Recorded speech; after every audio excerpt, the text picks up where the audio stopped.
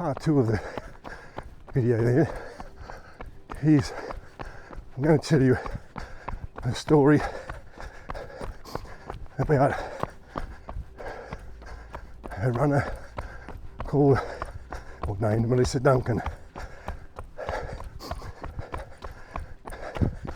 I hadn't heard of her until 2 days ago when I read a story about her, and I think was written by someone called Sarah Berry, I read the article in the Sydney Morning Herald, and Sarah Berry often writes articles about women's health and exercise and things of that nature.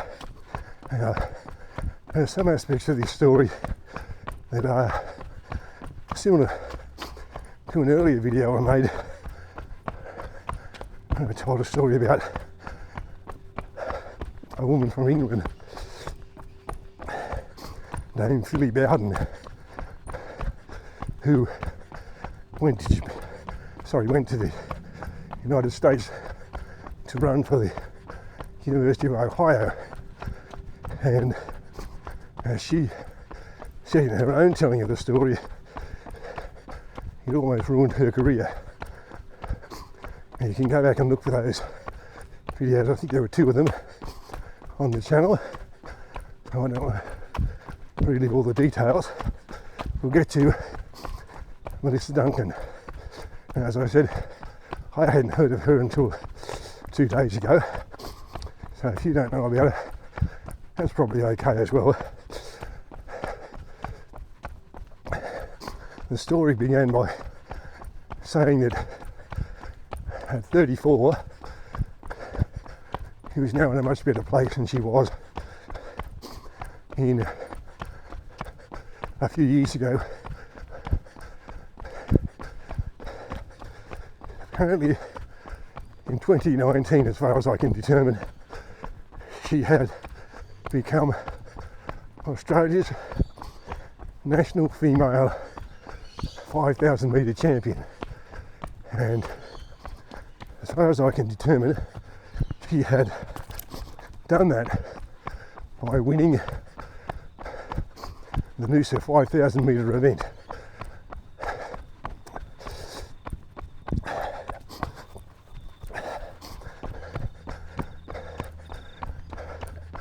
At that stage,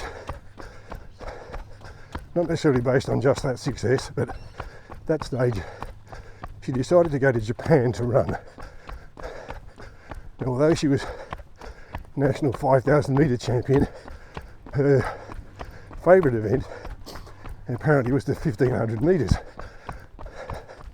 She had obviously run some 5,000 metre events and also some 10,000 metre events, but her favourite event was the 1,500.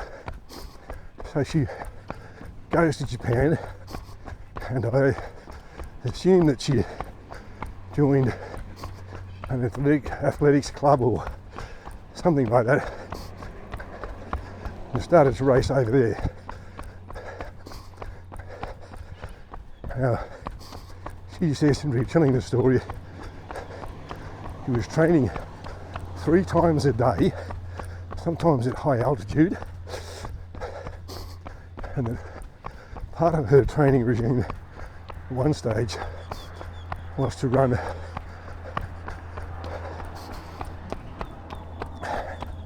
20 kilometres at a 4 minute per kilometre rate.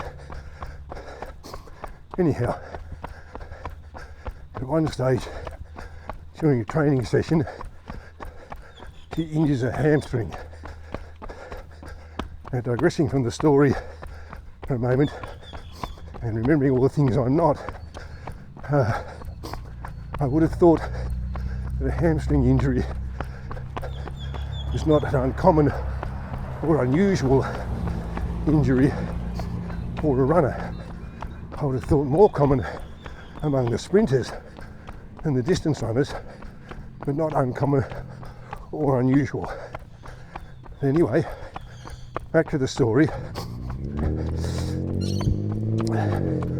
The coaches that she's working with in Japan decide, in looking at her and comparing her to the other women on the team, all of whom were Japanese, that she had injured this hamstring because she was overweight. Now again, stepping out of the story and all the things I'm not,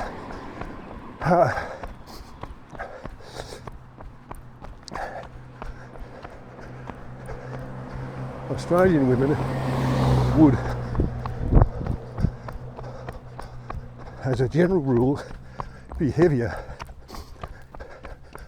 than Japanese women. That's just a fact. Caucasian women, of which that's white Australian women, European stock, are naturally heavier than Asian women. And that's not stereotyping or anything like that, that's just a fact. So anyway, getting back to the story again, the coaches decided she's had this injury because she's overweight, so they put her on a restricted diet, start bringing scales to meals, and limiting her to 150 grams of rice. I should have said earlier when talking about this 20-kilometre run that she did, that they were offered a salad as their meal after that run. So, existing on this restricted food intake, you don't want to say it's a diet, but that's what it was. You can probably see where this is going, but I'll take you there anyway. First of all, she complains about feeling constantly hungry, as you'd understand.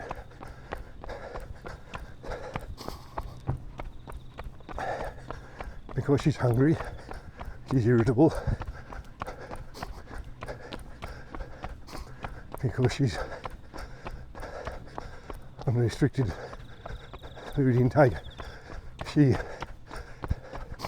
isn't running as well, and so no doubt becoming anxious about her performance.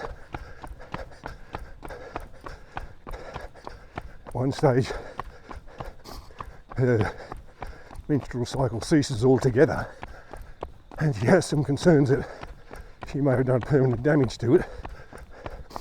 The good news is she hadn't, because she later had a child.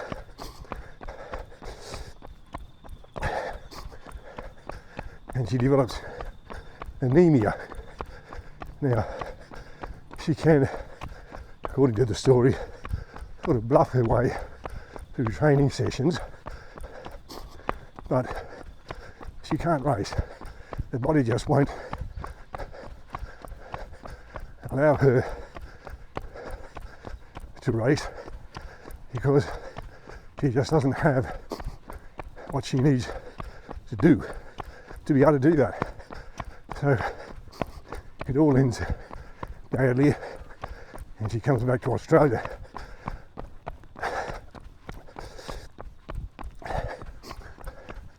The good news is that she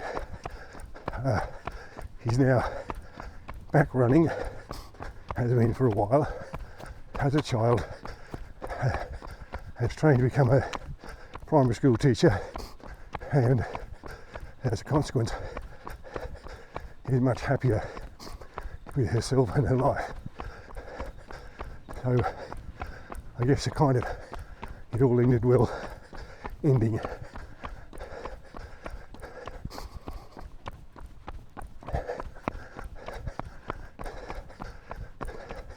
And so that is the end of part 2. I'll come to part 3 in a moment. that directly relates to what I've just told you.